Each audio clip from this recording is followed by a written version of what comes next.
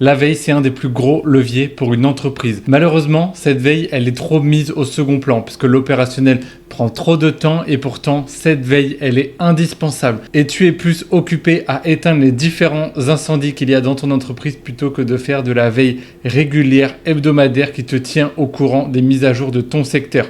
Que ce soit surveiller les concurrents, surveiller les dernières réglementations, te tenir à jour des dernières tendances dans ton marché, la veille est indispensable et te permet de piloter ton entreprise sur le long terme. Je vais te révéler dans cette vidéo comment tu vas pouvoir automatiser cette veille et avoir un rapport complet, prêt et rédigé en 2 minutes en automatique tous les lundis matins à 8 h sans que tu n'aies absolument rien à faire. Pour ça, c'est simple, tu vas te rendre sur l'outil make.com. Make, c'est un outil d'automatisation qui permet de faire donc des automatisations qui sont avec ou sans IA. Si tu souhaites savoir les différentes tâches que tu peux déléguer, automatiser, éliminer ou garder, ou que ce soit l'utilisation d'assistants IA, d'automatisation IA ou bien d'agents IA, je te conseille d'aller regarder ma dernière vidéo sur le sujet et qui te permettra de savoir quelles tâches tu vas pouvoir mettre dans chaque catégorie.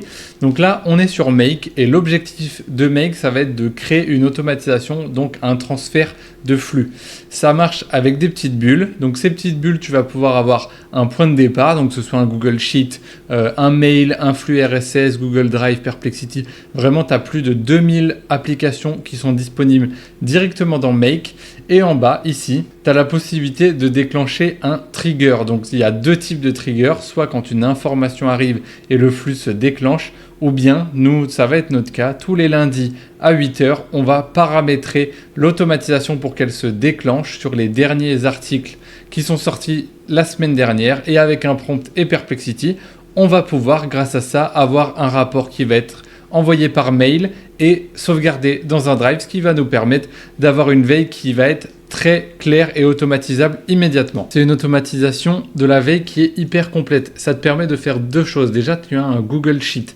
Ce Google Sheet, ça va te permettre d'aller pouvoir chercher les articles et tu as 2 façons de le faire. Soit tu intègres les articles directement, donc un /feed. Par exemple, si tu vas sur les échos, tu trouves les échos de l'article qui t'intéresse, donc /feed, et tu vas pouvoir aller retrouver. Donc si par exemple, tu vas sur Google ici et que tu mets les échos, tu vas pouvoir aller directement, donc par exemple dans la partie économie. Et bien si tu récupères cette URL, tu vas pouvoir, à chaque fois qu'un nouvel article sort dans la rubrique économie, eh bien ton automatisation va le voir. Tu as aussi la possibilité de pouvoir créer un flux RSS. Donc moi, c'est ce que je te conseille de faire si tu fais de la veille concurrentielle ou de la veille qui est sur les réseaux sociaux. Ça va te permettre de pouvoir créer un feed et de pouvoir ensuite utiliser ce flux RSS. Donc on utilise rss.app pour faire ça. Donc soit dans la partie Google Sheet qui est ici, tu mets le lien de ton RSS app. Donc si tu n'en as qu'une, eh ben, le principe c'est que l'automatisation commence ici. Tu n'as pas besoin de mettre là parce que justement dans un Google Sheet, on va compiler soit tous les articles, soit les flux RSS si tu en as plusieurs. Mais si tu as qu'un flux RSS et que tu as condensé différents flux à l'intérieur, tu peux directement en fait mettre ton URL ici et ça fera entièrement le travail. Donc en allant sur rss.app et que tu vas dans My Feed, eh bien tu peux aller créer ton propre feed. Donc par exemple, moi mon feed c'est celui-ci et il correspond à BBC Home.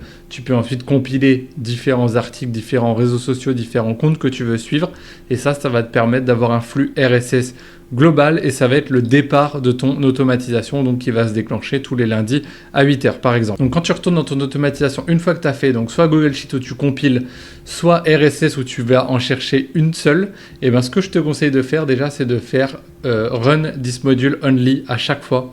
Ça va te permettre de tester à chaque fois si le Google Sheet marche, ok. Est-ce que le flux RSS marche, ok. Et ensuite tu vas pouvoir faire API, Tools, et ça je vais t'expliquer. Donc une fois que tu as mis le flux RSS donc en place, donc moi je l'ai mis par rapport au Google Sheet, tu vas mettre la date. Donc la date, c'est le plus important, ça va te permettre de savoir à quel moment l'automatisation se déclenche et sur quel laps de temps. Donc ce que j'ai fait moi, c'est que je suis parti de maintenant, la date du jour, à moins 2 jours. Si toi tu fais une veille hebdomadaire, je te conseille de mettre moins 7 jours. Ça te permettra de couvrir toute la semaine qui est passée.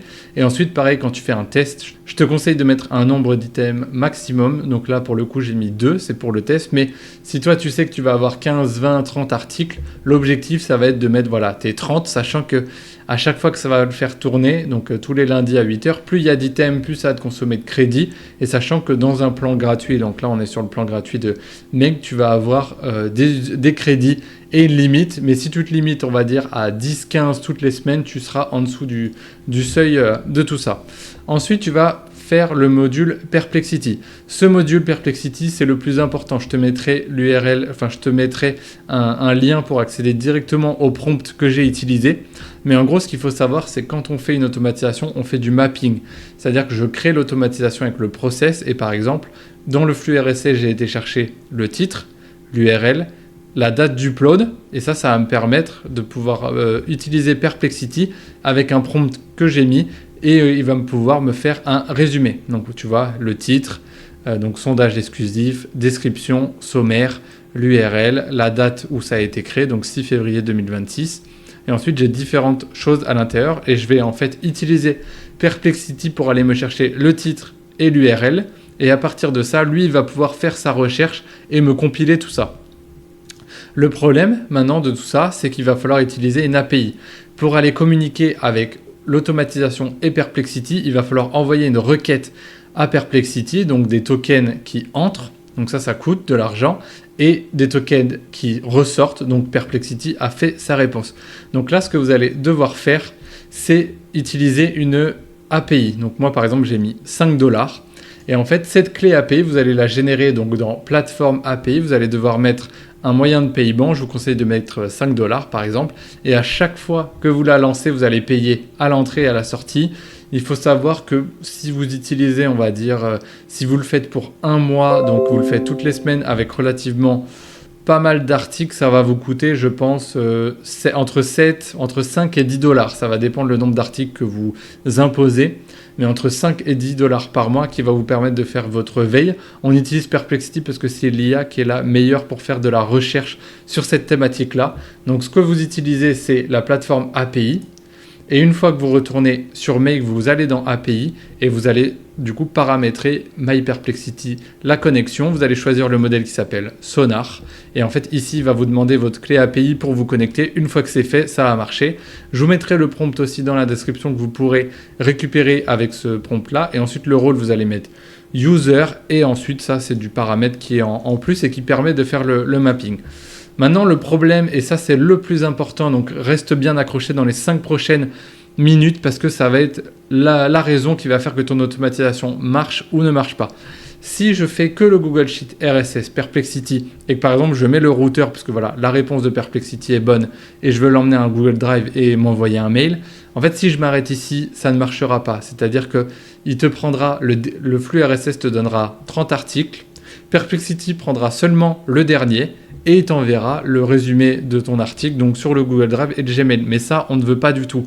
Ce que vous voulez, vous, c'est une veille, donc un récap d'une veille basée sur 30 articles par exemple. Et ce qu'il faut utiliser, c'est un texte agrégateur. Ce texte agrégateur, son unique et seul objectif, ça va être le flux RSS envoie 30 articles. Perplexity analyse les 30 articles indépendamment. Et en fait, le fait d'utiliser le texte agrégateur, ça va faire une boucle. C'est-à-dire que ça fait flux RSS, un article, le donne à Perplexity, il fait le résumé. RSS, deuxième article, Perplexity fait le deuxième résumé et à partir de ça, on va pouvoir compiler et faire un résumé des 30 articles. Ce qu'il est possible de faire aussi, c'est une fois qu'on a utilisé le texte agrégateur, donc le texte agrégateur, si je clique, il y a la source du module, donc c'est le flux RSS. Ensuite, vous avez le texte, ça va être le numéro 3 donc, de Perplexity, ce qui va nous permettre de dire que le flux, il vient du flux RSS, donc c'est le départ de la boucle. Et le texte, ça va être donc le message content, donc le prompt. Et à partir de ça, vous allez pouvoir en fait faire une boucle. Vous pouvez aussi rajouter un autre module Perplexity à la fin qui compile la réponse complète de Perplexity avec les 30 articles et qui en fait un récap complet. Et ça va vous permettre ensuite de pouvoir utiliser un routeur vers un Google Drive, vers un Gmail. Et en fait, ce qu'on fait, c'est du transfert de données.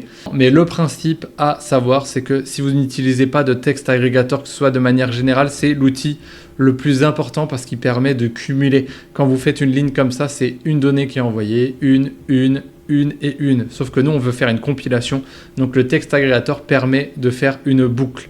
Ensuite, pour la partie routeur, vous avez la possibilité d'utiliser donc des routes avec des routes conditionnelles. Là, l'objectif, c'est de mettre la réponse de la veille dans un Google Drive ici et nous envoyer un mail automatiquement. Et ça va vous permettre de pouvoir compiler l'article et d'avoir une réponse qui est exploitable. Ensuite, après, si vous avez quelques bugs, vous pouvez retraiter le texte. Et donc là, ça va être vraiment du traitement de données pour aller le mettre sous le bon format qui correspond.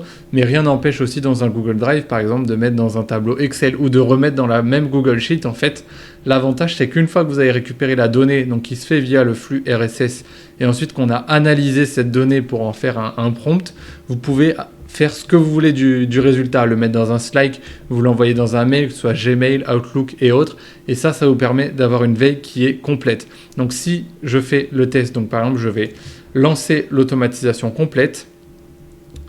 Vous allez voir, donc là, ça va être 2 articles qui vont se lancer. Donc là, j'en ai déjà un qui a été traité. Et le deuxième qui vient d'être traité. Vous voyez, il y a une entrée. Les 2 ici, forcément, j'ai demandé d'avoir une réponse qui est sur les 2, donc les 2 sont ici, et ce texte agrégateur c'est fait qu'une seule fois. Et en fait ça va te permettre à la fin de pouvoir paramétrer ton Gmail. Donc ton Gmail, ce que tu vas faire, c'est que tu vas faire une connexion Google si tu es sur Gmail. Là, Google Drive, j'ai un petit bug parce que comme on partage des dossiers et qu'il fait une action, il a du mal. Donc là, il faudrait le reparamétrer. Gmail, c'est beaucoup plus simple. Et en fait, tu as la possibilité de t'envoyer directement un mail. Donc là, tu écris ton mail dans email adresse. Donc tu vas être le destinataire. Sujet, ça va être par exemple veille du, et là tu vas juste simplement écrire la date du jour. Et ensuite pareil, dans body type tu vas mettre raw HTML, et le contenu ça va pas être la réponse de Perplexity, puisque la réponse de Perplexity il y en a eu 2, et donc ce que tu vas faire c'est la synthèse, c'est-à-dire le texte du tool text agrégateur qui va te permettre d'avoir les 2 réponses de Perplexity qui vont être cumulées. Et quand tu vas faire ça dans contenu, ensuite, moi, je vais mettre ma bonne adresse mail et tu vas voir, tu as juste à lancer cette automatisation et à la fin, tu vas recevoir un mail récapitulatif de tout ça. Et voilà, je viens de recevoir un mail récap, donc VIA de ma part. Donc, l'automatisation a envoyé un mail à ma place et ensuite, j'ai tout qui a été cumulé. Donc là, ce qu'on vient de voir, forcément, c'est le principe. Ce qu'il faut faire pour avoir un mail complet et clair et un rapport structuré, il va falloir renvoyer à la ligne, et à partir de ça, dans l'automatisation, derrière Tools, il va falloir utiliser d'autres outils pour justement remettre ce texte en forme, parce que Perplexity, il écrit de manière brute et tu vas devoir faire des renvois à la ligne, tu vas devoir enlever les différents hashtags, et ça, avec différentes formules, tu vas pouvoir les enlever. Mais en tout cas, à la fin, tu as un condensé là de 2 articles qui te permet d'avoir une veille qui est structurée sur le principe. Ensuite, c'est juste du transfert de data et de la mise en forme de tout ça. Donc, si la vidéo t'a plu et que tu es un dirigeant, tu peux réserver dans le premier lien dans la description un audit gratuit de 30 minutes qui va te permettre de savoir comment implémenter avec une roadmap personnalisée l'IA dans ton entreprise. Et si tu veux apprendre à utiliser l'IA avec une formation vidéo, tu peux rejoindre le 2e lien dans la description qui va te permettre de rejoindre le cercle IA. Donc c'est mon académie School avec des cours vidéo qui va te permettre de pouvoir maîtriser l'IA en 90 jours avec que des cours vidéo que je fais comme ça, ou là la veille IA par exemple dans la School, je montre de A à Z comment pouvoir l'utiliser, comment pouvoir la paramétrer encore plus loin que ça, et ça c'est ce qui va te permettre de pouvoir faire une veille et plein d'autres choses. Tu apprends à utiliser Claude, ChatGPT, Gemini, les automatisations, Zapier, Claude Code. Donc rejoins-nous, et si la vidéo t'a plu, n'hésite pas à la liker et à t'abonner, et on se dit à la prochaine.